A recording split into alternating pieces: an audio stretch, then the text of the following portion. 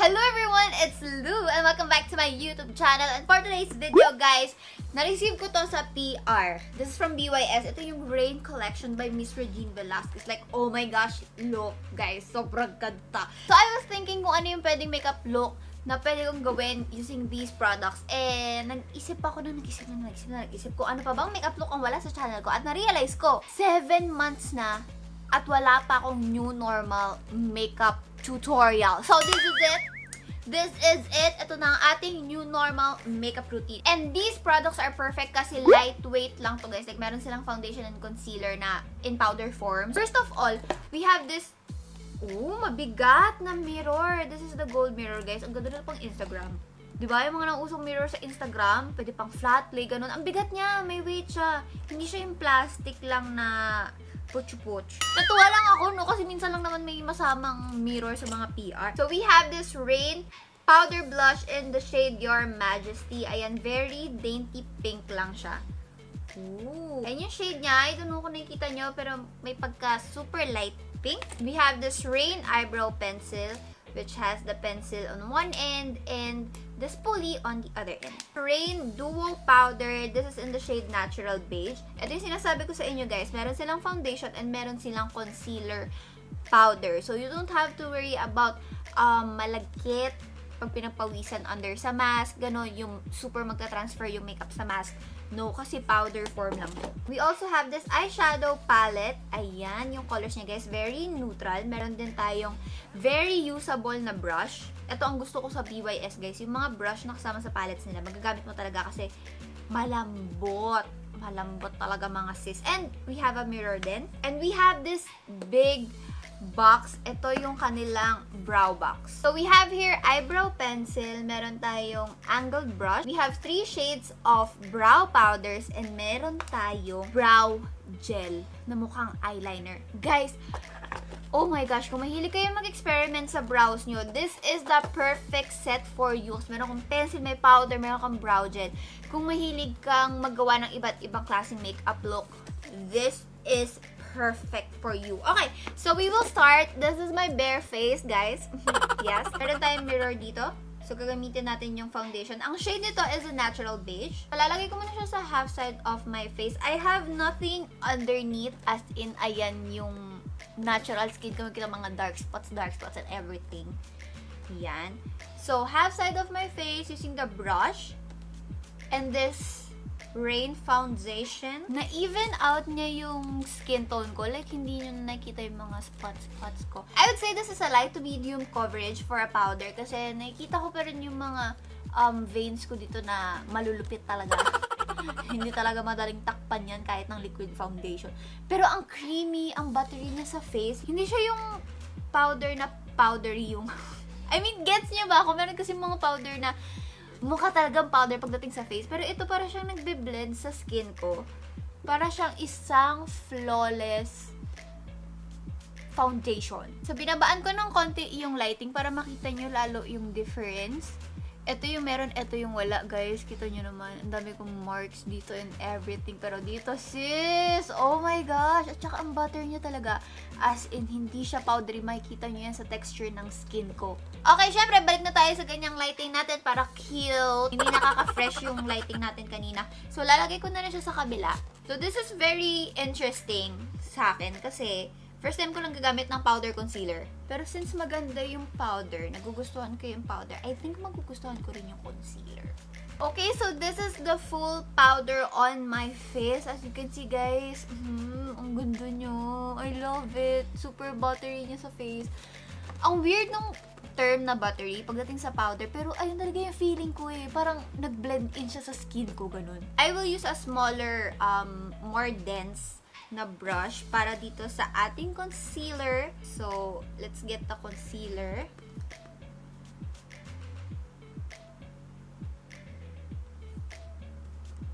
Ooh, guys! Oh my gosh, look! Oh my gosh, oh my gosh, oh my gosh, what is happening? This is like, oh my god, may muta. Can you see? Oh my gosh. What sorcery is this? Ayan, binaba ko ulit yung brightness para makita nyo. Guys, tingnan nyo. Oh my gosh. Oh my gosh. So, dito sa brightness na yan, Diyan ko ilalagay yung dito sa kabilang part. Okay, so this is the concealer on my other under eye. Like, may kita mo na lighter talaga yung concealer kaysa dun sa powder foundation. But, girl, oh my gosh. So, i-blend ko na lang siya using my powder foundation dito sa part na to. Para hindi naman siya medyo awkward na biglang.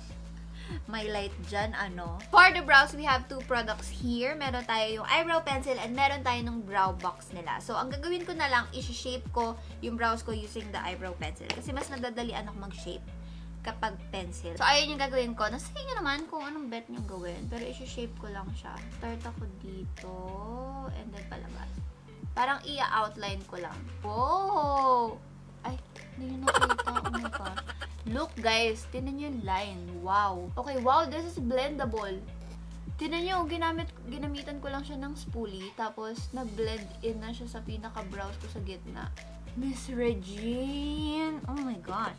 Ang daming pagpipilian mga sis. So, kunin ko itong brow gel. This is in the shade Majestic. So, we have the brush dito sa handle niya. Half to, oh my gosh, half to outer part ng brows ko. Oh my gosh, this is like pigmented. Wow, nasobrahan ko yung brows ko dyan sa taas. Ayusin ko na lang yan later. Guys, oh my gosh, look at my brows. Parang ngayon lang ulit ako nag-brows ng ganyan. Oh my gosh. Oh, I love. So, I think gagamitin ko na lang tong lightest powder here using the angle brush na binigay nila dito. Dito ko siya ilalagay sa unahan para meron tayong blended effect. Oh my gosh, I'm so sorry. No, out of focus ako dahil sa box. Okay, so this is my brows done. Guys, oh my gosh, can you see this? I super love the brows.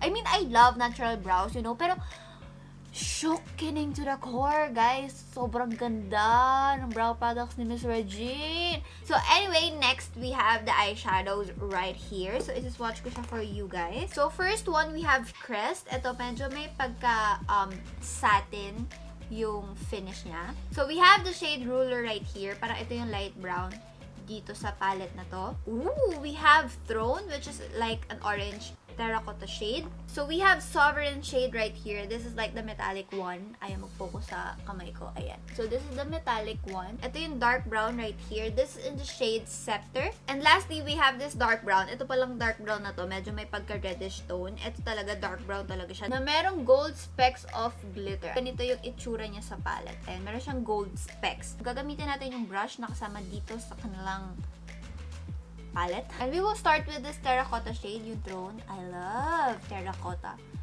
So, with BYS eyeshadows, guys, hindi nyo kailangan mag-worry kasi maganda talaga ang quality ng eyeshadows ng BYS. As in, one of the best sa market natin. Very blendable. Ayan, kita nyo. Isang brush pa lang yung ginagamit ko, pero pwede mo na siyang i-blend dyan sa eyes mo. Next one, we will use the Scepter shade. Ito yung dark brown, dark reddish brown na matte shade. And we will focus this dito lang sa outer half. Parang pa-letter V siya dito sa crease area. Para meron tayong definition. So, I'm aiming na parang maging wing yung pagka-blend nyo dito sa dulo ng eyes. Ayan. Like that. Gusto ko yan. Okay, guys. Like, this is looking good. Hindi pa ako gumagamit ng ibang brush. Ito pa lang talaga yung ginagamit ko. Okay, so I think we will go with Sovereign. Ito yung shimmer brown shade natin na sobrang ganda ng finish. Na sobrang ganda ng finish sa swatch. Asan na ba yun? Ito. Gagamitin ko na lang din yung fingers ko tulad ng sa swatch para makuha natin yung pack coverage. Oh my gosh! Oh my gosh! So, itong kabilang side ng brush na nandito sa palette, ayun yung ipang-blend ko nitong shimmer. Lastly, I will take this Crest shade, yung lightest parang medyo satin finish shade natin at ilalagay ko siya dito sa inner corner. Para meron lang tayong subtle highlight dyan. Like, hindi siya katulad ng shimmery. Mas toned down. And ilalagay ko din to, of course, sa brows. So, I will try to use this to contour my nose. So, kunin ko yung shade in Ruler. Kuha ako ng sobrang konti lang. And ang ilong, nakikita pa rin yan sa mask, guys, like dito. Wala lang, you know, tatry lang natin para makuha natin yung pinaka maximum use itong palette na to, diba? Using the small side of the brush, kunin ko ulit yung crest. So, gusto ko maglagay ng highlight like buong nose. Okay, we have one more product from this collection, and this is the Rain Blush in the shade Your Majesty. Sorry. So, lately, bet ko gamitin yung mga highlight brushes for blush. So, ito yung gagamitin natin. It's parang same base powder ng foundation, guys. Ang buttery ng feeling niya sa face. And meron tayong nakakitang konting sheen sa cheeks ko. Unlike this one. Meron siyang sheen, you know, natural glow. Pero, mas mukha tong flat. And look at this one. Very dainty, light pink yung kulay nitong blush na to. Gusto ko yung mga ganitong blush. Yung nabibigyan ka na ng glow at the same time para hindi mo na kailangan mag-highlighter. Okay, so actually that is it for the whole collection. Pero for this makeup look lang, for this video, gagamitin ko itong aking favorite BYS Hydra Gloss in the shade Glisten. So that is all the products na kasama dito sa collection gift box nila. Pero they actually have collection for lipsticks, yung Rain lipstick collection nila. Pero for now, gagamitin ko ang aking BYS Hydra Gloss. This is very optional lang naman, lalo na kapag nagmamask. Pero ako, I prefer pa rin talaga naglalagay ako ng lipstick. Kasi pag, if ever na kailangan kong kumain sa labas, yung as in, gutom na talaga ako. Diba tatanggalin mo yung mask? It's parang awkward. You know, self-ka-artihan lang naman. Pero this is in the shade Glisten, one of my favorite shades sa Hydra Gloss range. And kita nyo naman, very dry ang aking lips. Very creamy and look. Look, guys. So, this is the moment of truth, guys. Maglalagay tayo ng surgical mask. Wow, surgical mask! Ito yun. Pag namamask ako, actually, gusto ko ng ganito. Tapos may nakapatong pa akong cloth mask. Pero, nasa labahan yung mga cloth mask ko ngayon. So, here. Okay, so this is what our eye makeup looks like kapag nakamask, guys. Wala akong cloth mask para mahigpitan ang aking surgical mask. Ayan, nakalagay na lang siya. Sinabit ko na lang siya sa ponytail ko. Pero this is what the makeup looks like kapag nakamask. Like, guys, tinan nyo. Artihan natin ng a little bangs. Diba? Kahit naka-face shield ka, sis, kitang-kita tong, oh my gosh, lalo na yung kilay mo. Bakit tanggalin ko muna, no? Hirap magsalita, no? Nag-explain pa ako sa inyo, no? So, understandable, nag-transfer yung lipstick, but walang nag-transfer na foundation and blush. Wala pa so far. Considering na sobrang nakatag na siya sa face ko na ganun. Impressive. So, that is it, guys, for this makeup look. I hope you enjoyed the final look, and I hope you enjoyed watching this video. So this Rain collection is available on SM Beauty Store, so Watsons, and online on bys.com.ph. Hindi na rin kayo mahihirapan alamin kung anong products naman ginamit for this video kasi nasa isang collection lang siya. Like, hanapin nyo lang yung BYS Rain. Andoon na, guys. Also, don't forget to follow BYS Philippines sa kanilang social media pages para lagi nyo nakikita si Park Seo-joon. Like, oh my gosh, guys, lagi nilang pinapost si Park Seo-joon doon. Kasi syempre nakikita nyo siya. Anyway, ayun, guys, nakapila naman ako. All the links and more product details sa description box below. So that is it, guys, for this video. Thank you so much for watching, and I will see you on my next one. Bye!